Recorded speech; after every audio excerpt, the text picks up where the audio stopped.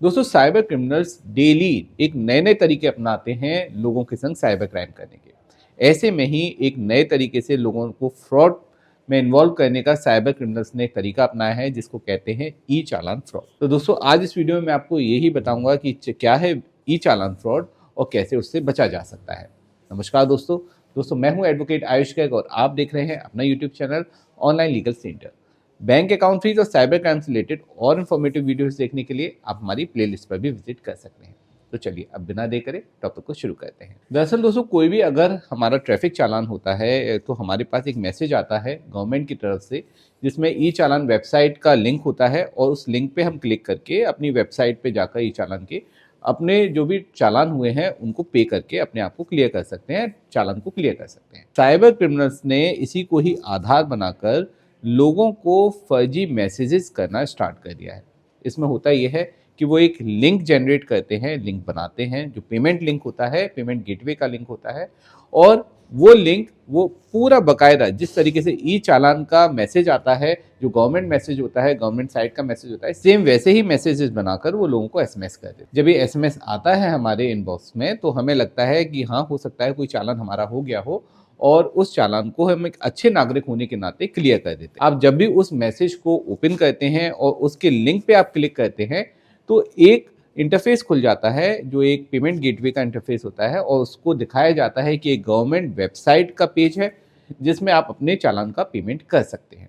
बकायदा बिल्कुल ऐसे ही लगता है जैसे गवर्नमेंट वेबसाइट का पेज हो। उसमें आपकी पेमेंट से रिलेटेड डिटेल्स भरवाई जाती है, आपका क्रेडिट कार्ड है उसकी डिटेल्स भरवाई जा सकती है, उसमें यूपीआई की डिटेल्स भरवाई जा सकती है और उसके बाद पेमेंट करते ही आपके अकाउंट से वो पैसा डिडक्ट हो जाएगा और यहीं आपके साथ साइबर क्राइम हो जाता है क्योंकि आपके ऊपर कोई भी कंप्लेंट नहीं है, कोई भी आपका चालान नहीं हुआ है, लेकिन फिर भी आपने उसको पे किया है जो फर्जी चालान था और आपके संग साइबर क्राइम हो गया। तो दोस्तों अब ऐसे में आपको इससे कैसे बचना है। देखिए सबसे पहले ध्यान रखिए कि गवर्नमेंट की जो वेबसाइट होती है उसका हमेशा एंड gov.in से होगा। आपकी कोई भी गवर्नमेंट परिवहन.gov.in इस तरीके से गवर्नमेंट की वेबसाइट होती है। तो आप हमेशा URL चेक करें कि जो URL आप ओपन कर रहे हैं उसमें .gov.in आ रहा है या नहीं। सेकंड दोस्तों ऐसे ही किसी लिंक पे क्लिक करके कभी भी आपको पेमेंट नहीं करना चाहिए क्योंकि ज़्यादातर कभी भी आप किसी लिंक पे पेमेंट करते हैं चाहे वो एसएमएस में हो या वेबसाइट पे हो या कहीं पे भी हो तो उसके द्वारा आपके संग साइबर क्राइम होने की संभावना बहुत ज़्यादा रहती है। थर्ड, कभी भी अगर आपका कोई चालान आपको लगता है मेरा हो गया है और मुझे उसको पे करना है तो सबसे पहले आप परिवहन.gov.in पे विजिट करें साइट पे और वहाँ पे अपने चालान को चेक कर लें। वहाँ पे अपना रजिस्ट्रेशन नंबर डाल सकते हैं, अगर चालान नंबर है चालान नंबर डाल के चेक करिए कि वास्तव में ये चालान कोई हुआ भी है आपका या नहीं है, कितने रुपए का चालान है और कैसे उसको पे करना है, तो वहीं से ही आप पे कर सकते हैं डायरेक्टली। और सबसे महत्वपूर्ण बात दोस्तों, अगर गलती से आपके संग इस तरीके का फ्रॉड हो जाता है, आप जाने अनजाने ऐसा आपके संग फ्रॉड हो गया तो आप घबराएं बिल्कुल नहीं, आपको इसकी साइबर कंप्लेंट जरूर फाइल करनी है जो आप 1930 पे कॉल करके भी कर सकते हैं या cybercrime.gov.in पे विजिट करके भी कर सकते हैं। ऐसे में जो फंड आपके अकाउंट से डिडक्ट हुआ है वो डिफरेंट अकाउंट्स में साइबर क्रिमिनल्स भेजते हैं, तो उन सभी अकाउंट्स में जाके वो फंड ब्लॉक हो सकता है, होल्ड हो सकता है और बाद में आपको पैसा रिकवर हो सकता है। अब दोस्तों ये हो गई साइबर क्राइम की बात जो आपके साथ हुआ, लेकिन दोस्तों एक तरीके का और साइबर क्राइम होता है जिसमें आपका कोई इन्वॉल्वमेंट ही नहीं होता और आपको मालूम ही नहीं होता ये कैसे हो गया और वो आपके साथ हो भी जाता है। ये होता है दोस्तों बैंक अकाउंट फ्रीज। दरअसल दोस्तों जो अभी मैंने आपको एक स्थिति बताई है ई चालान का फ्रॉड, ऐसे में अगर आप भी इस फ्रॉड के शिकार हो गए और आपके अकाउंट से मानो 500 या 1000 रुपये डिडक्ट हो गए और आपने उसकी कोई साइबर कंप्लेंट करी, अब ये पैसा जिस जिस अकाउंट में जाएगा उन सभी अकाउंट को साइबर सेल फ्रीज या लीन करेगा। अब मानिए आपके अकाउंट से साइबर क्रिमिनल ने फंड निकाला और वो फंड उसने ए अकाउंट में डाल दिया। ये ए अकाउंट एक म्यूल अकाउंट होता है जो कि साइबर क्रिमिनल्स किसी भी व्यक्ति को धोखे में रखकर या उसको कुछ पैसे का लालच देकर ले लेते हैं। इसका उद्देश्य दोस्तों ये होता है कि साइबर क्रिमिनल अपने आप को हमेशा पर्दे के पीछे रखते हैं, वो कभी भी पकड़े नहीं जाते हैं इस तरीके से कि अगर उनका अकाउंट उसमें इन्वॉल्व नहीं है तो। अब इस म्यूल अकाउंट से वो फंड डिफरेंट अकाउंट्स में ट्रांसफर करते हैं। ये अकाउंट्स जो जिन अकाउंट्स में वो फंड ट्रांसफर करते हैं ये P2P ट्रेडिंग के अकाउंट्स हो सकते हैं, ये गेमिंग के अकाउंट्स हो सकते हैं, ये सामान्य व्यापारी के अकाउंट हो सकते हैं, किसी को पैसा हो सकता है उसने सर्विस दी हो, उसने कोई प्रोडक्ट बेचा हो, तो उस वजह से उसको पैसा रिसीव हुआ हो, तो एक तरीके से ये जो पैसा है इसका एक पार्ट जाके पूरे मार्केट में सर्कुलेट होता है। तो उन लोगों के साथ जिनको ये मालूम ही नहीं है कि उन्होंने जो पैसा रिसीव किया है वो साइबर क्राइम का है, उनके साथ भी साइबर क्रिमिनल्स एक तरीके से साइबर क्राइम कर रहे हैं और उन लोगों के बैंक अकाउंट भी आगे चल के फ्रीज या लीन हो जाते हैं। आगे चल के पुलिस के द्वारा उनको नोटिस भेजा जाता है, उनको पूछताछ के लिए बुलाया जाता है, एक बहुत ही लंबी कानूनी प्रक्रिया को उनको सामना करना पड़ता है, लड़ाई लड़नी पड़ती है, तब जाके वो अपने आप को सेव कर पाते हैं। दरअसल दोस्तों साइबर क्राइम का जो मैकेनिज्म है वो इस तरीके का है कि जिस जिस अकाउंट में फंड जाएगा उन सभी अकाउंट को वो फ्रीज या लीन करते हैं। एमएचए पोर्टल उन सभी अकाउंट्स में एक पर्टिकुलर अमाउंट का लीन लगा देता है और आगे चल के बैंक और साइबर सेल 106 की प्रोसीडिंग करके उन अकाउंट को फ्रीज कर देते हैं। दोस्तों प्रैक्टिकली ऐसा ही हो रहा है, लेकिन ऐसा नहीं होना चाहिए। आखिर उन लोगों का क्या दोष है जिन्होंने अपने बैंक अकाउंट में कुछ फंड रिसीव किया और वो भी उन्होंने जेन्युइन तरीके से फंड रिसीव किया, उन्होंने कोई भी गलत काम नहीं किया था, किसी के संग कोई साइबर क्राइम नहीं किया था, लेकिन उन्होंने कोई सर्विस दी, उन्होंने कोई प्रोडक्ट सेल किया, उन्होंने कोई ट्रेडिंग करी और उस वजह से उनके अकाउंट में कुछ फंड आया और पूरा बैंक अकाउंट डेबिट फ्रीज या लीन हो गया।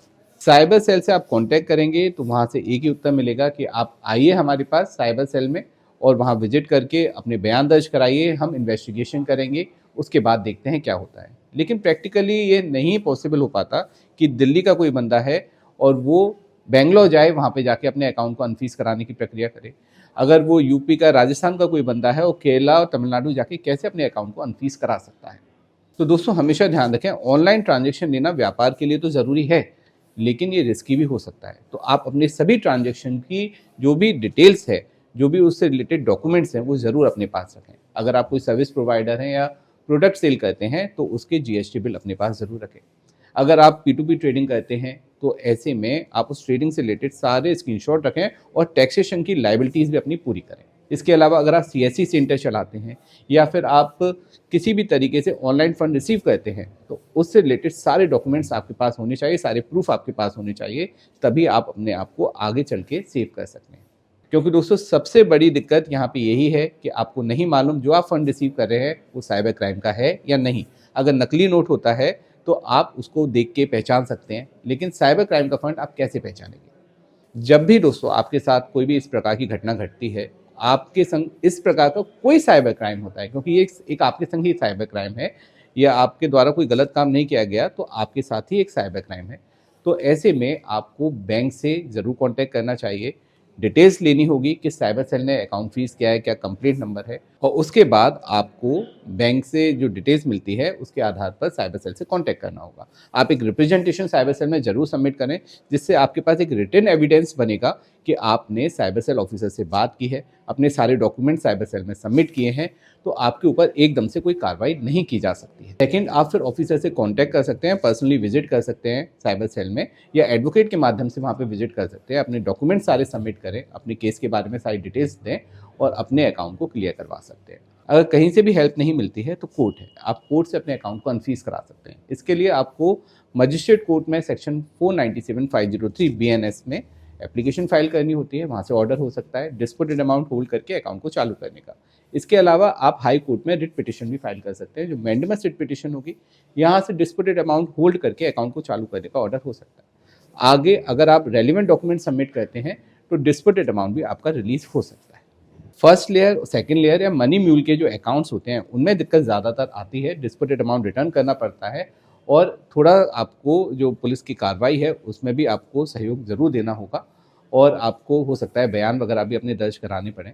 लेकिन बाकी जितने भी लेयर्स हैं उनमें ज़्यादातर दिक्कत नहीं आती, क्योंकि डायरेक्ट लिंक नहीं होता है, लेकिन फिर भी आपको कानूनी प्रक्रिया से तो गुजरना ही पड़ता है। दोस्तों मुझे उम्मीद है इस वीडियो से आपको एक अच्छी नॉलेज मिली होगी साइबर क्राइम से रिलेटेड, किस प्रकार से नया साइबर क्राइम चल रहा है और कैसे अगर आपका ही बैंक अकाउंट फ्रीज है तो उसे अनफ्रीज कराना है। अगर आपके मन में कोई क्वेरी है, कोई सवाल है या फिर आप भी इस प्रकार की समस्या से जूझ रहे हैं तो आप परेशान नहीं हो, हम आपके साथ हैं, आपकी पूरी हेल्प करेंगे। आप हमारी हेल्पलाइन नंबर पे कॉल कर सकते हैं। और हाँ, एडवोकेट दोस्तों के लिए भी मैं एक संदेश देना चाहता हूँ कि अगर आप भारत में कहीं भी प्रैक्टिस करते हैं, किसी भी हाई कोर्ट में, और आप साइबर क्राइम के क्षेत्र में प्रैक्टिस करना चाहते हैं और उसमें लोगों की हेल्प करना चाहते हैं, तो आप हमसे भी जुड़ सकते हैं। आप हमारे इस नंबर पे कॉल कर सकते हैं और इस नंबर पे कॉल करके आप अपनी डिटेल्स वगैरह दें और हमारे साथ ज़रूर जुड़ें, जिससे आप और लोगों की भी हेल्प कर पाएँ। अंत में अगर वीडियो अच्छा लगा हो तो इसे लाइक शेयर कमेंट जरूर कीजिएगा। चैनल को अभी तक सब्सक्राइब नहीं किया है तो सब्सक्राइब भी जरूर कर लीजिए, जिससे आपको ऐसे ही लेटेस्ट इन्फॉर्मेटिव वीडियोस के नोटिफिकेशंस मिलते रहेंगे और आप भी लीगली अपडेटेड रहेंगे। अंत में सतर्क रहें, अपने अधिकारों के लिए जागरूक रहें और ऑनलाइन लीगल सेंटर से जुड़े रहें। मिलते हैं अगले वीडियो में। जय हिंद।